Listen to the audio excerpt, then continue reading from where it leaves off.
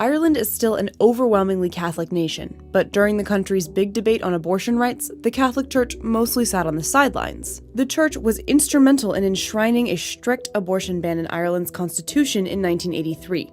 Clergy members have spoken out against repealing the ban, but the Church hasn't taken a leading role in the new referendum. Instead, pro-life campaigners in Ireland have made secular arguments about preserving the human rights of unborn children.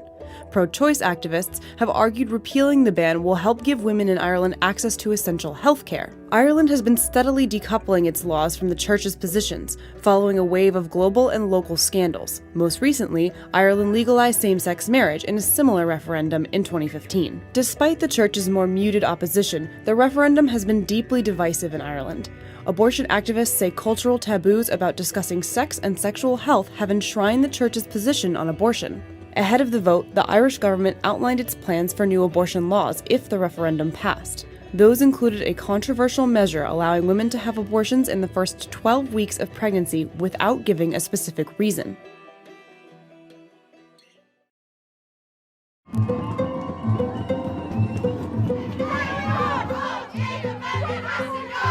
the baby's body, not your body! This evening, the Cabinet gave formal approval to the holding of a referendum on abortion, which will be held at the end of May. Our bodies, our lives! It has been the most contentious social issue that we have had since independence. Why do you think it should be legal to kill babies? One choice! Soulless! It's dominated politics over the past 3 decades, and it has divided Irish politics. No woman under the age of 53 has ever had a vote on this, so it's a huge, huge moment for Ireland.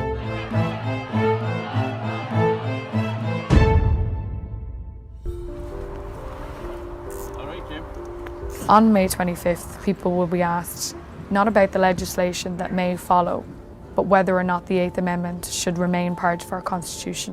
It inserted Article 43.3 into the Constitution to endow the unborn with the same right to life as the mother. So what the effect of that has been is to really make the abortion regime in Ireland one of the most restrictive in the world, certainly in the developed world. And the result being, as we know, 3,000 women or so a year travel to England for abortions. Voters will be asked yes or no whether you want to repeal or essentially retain the Eighth Amendment. Would you guys be interested in a leaflet there? Thank you so much. Thank you so much, man. Faith doesn't come into it whatsoever, religion doesn't come into it. This is a human rights issue, and we as a society should be supporting women in crisis situations and saying no, do not take this easy path out that might harm the woman themselves and always takes the life of a baby. This is my second time in 2 weeks going door to door. This is 30 years in the making. This has been who hasn't been raring to go to get the opportunity to canvass for this? And I think with the Me Too and all that kind of momentum behind it, I think that this actually is the right time for Ireland to turn around and say, yes, actually, this is what we want for our people. The Eighth Amendment has its origins in the early 1970s. In 1972, a Dublin woman, May McGee, she was in her late 20s then, she brought a case to the High Court arguing that she had a right to import contraceptives. May McGee had had a number of children, she had had complications with each one, and at a certain point her GP told her, May, if you have another pregnancy, I can't guarantee you that you'll survive.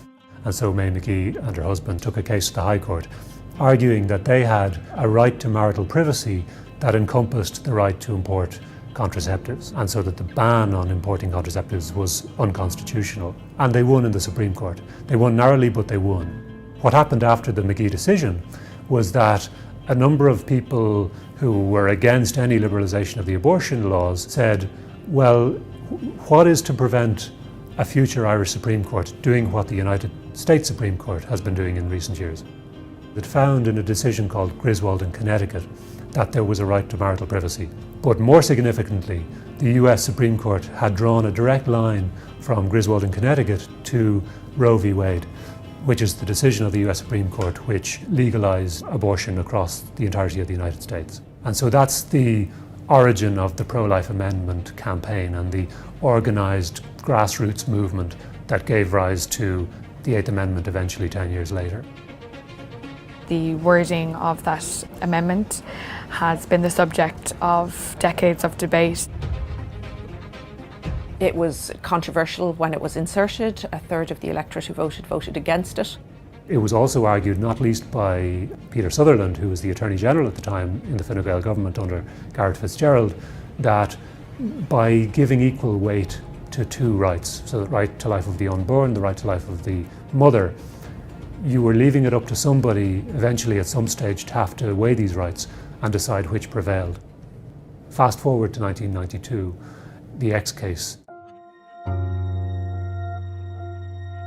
The X case is the most significant case where a young woman, a 14-year-old girl, was raped by a person known to her. Who was pregnant as a result of rape and was suicidal.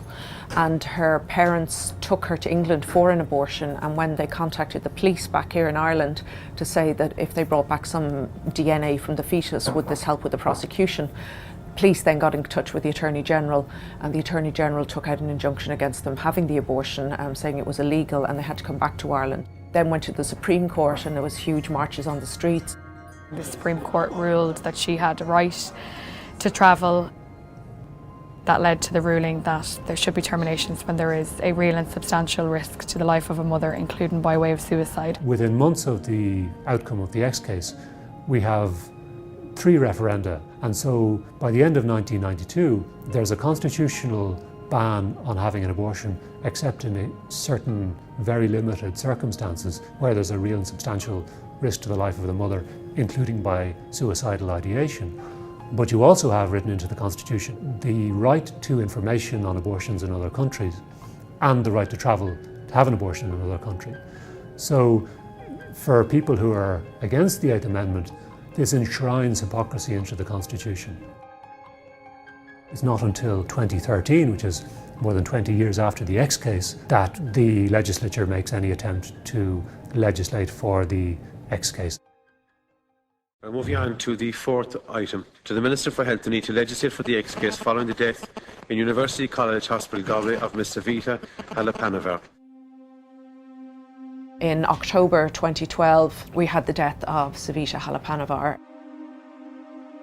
She was 31, she was living in Galway with her husband Praveen. She was pregnant, much wanted pregnancy, and she presented at Galway University Hospital at 17 weeks pregnant with severe back pain. She was told she was miscarrying and that she would inevitably lose the pregnancy and that she would have to just wait. After a day in labour and in an awful lot of pain, she asked for the pregnancy to be terminated, and she was told that because there was a fetal heartbeat that this was impossible in Ireland. She was told by a senior midwife that Ireland was a Catholic country and that's why she couldn't have the termination. And I think really she was just trying to explain to her the situation in a kind of shorthand way. I don't think that was a cruel statement on her part. A week after she presented at the hospital, her body had gone into septic shock, she'd gone into multi-organ failure, and she had a cardiac arrest at 1:09 in the morning on the 28th of October 2012. Independent reports into her death found that the 8th Amendment contributed to legal uncertainty amongst medical practitioners and professionals as to what they could do to assist Savita Halappanavar when she was requesting a termination. Crucially, Savita's death led to political action, finally, after the X case. It is the case that abortion is lawful in Ireland where a woman's life is in danger. Well, this woman's life was in danger and now she's dead. So clearly something is not right. Clearly legislation is needed. Savita's death and the Protection of Life During Pregnancy Act woke a new generation of people up to the realities of abortion in this country. It's probably hard to say whether we'd be having this referendum now, but possibly not if it hadn't been for Savita. Our bodies, our lives, our right to decide. 2, 4, 6, 8, we appreciate the 8th Amendment. All murderers! The 8th Amendment must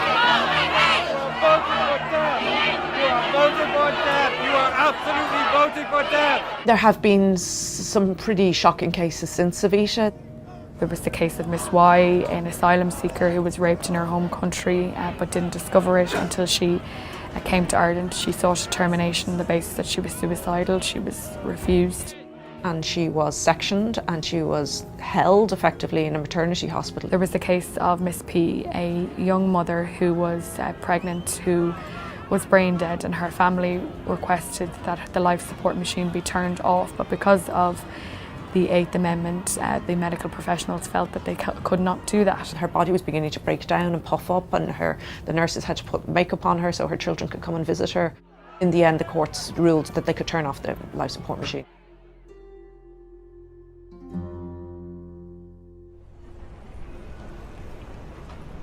If we retain the 8th Amendment, what Ireland will be saying, it will be saying that we are going to continue to require women to be dying before they qualify for termination of pregnancy.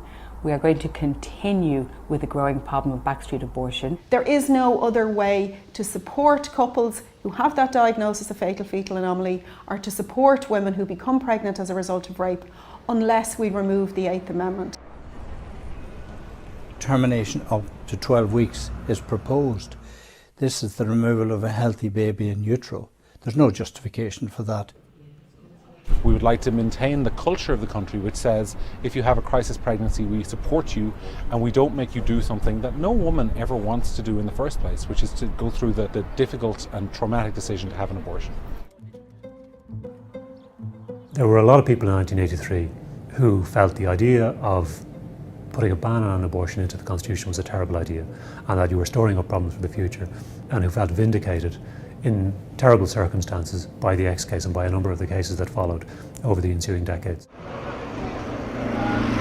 But what also happened in the intervening years was rapid and dramatic decline in the authority of the Catholic Church and its influence over individuals' thinking on these questions. So that moral authority of the Church on things like, women's reproductive rights, people's sexuality, people's family setups, that kind of thing has really collapsed. But also just modernisation and globalisation, I suppose. We can see happening across the world in the last few years that women are becoming more politicised. I think that's happening in general with younger people. Even though I had pain and I was bleeding, it was actually a relief not to be pregnant. Stag parties and the hen parties and people going for a romantic weekend, and she mourning, thinking my baby is dying. So her only consolation, she says, was the care that was given to her in Liverpool. A lot of women from across this country came forward with their own stories, were very brave to do so. Not faceless individuals. We've heard about the alphabet of Irish women, but we don't know them. Here we had women who were coming forward to tell how they felt the Irish state and Irish society treated them when they were at their most vulnerable. They changed the course of this debate. So this will be the 5th time the Irish electorate have been asked to vote since 1983 on abortion. It's basically a split across the entire political spectrum. But in terms of the government and in terms of the cabinet, the majority of them are in support of repeal and canvassing for such. I don't think it can be underestimated how significant that is. People tend to stay clear of it because it creates political difficulties for them. So for them to be out canvassing actively for a yes vote, it's a very significant intervention in this debate which has divided Irish society for decades. Irrespective of the outcome of the referendum, I think we can say with certainty that Ireland's long and bitter debate over abortion is far from over. I've done my homework and I know that it's never medically necessary. Like, abortion kills the unborn child. Every child has a right to life, you know what I mean? At the end of the day, they're taking lives. Women should have a choice, and it's not as draconian as some of the no people are making out to be of killing babies. I don't believe it. Women have said, I wouldn't personally get an abortion, but I'm not going to take the choice away from someone else. It's about the choice.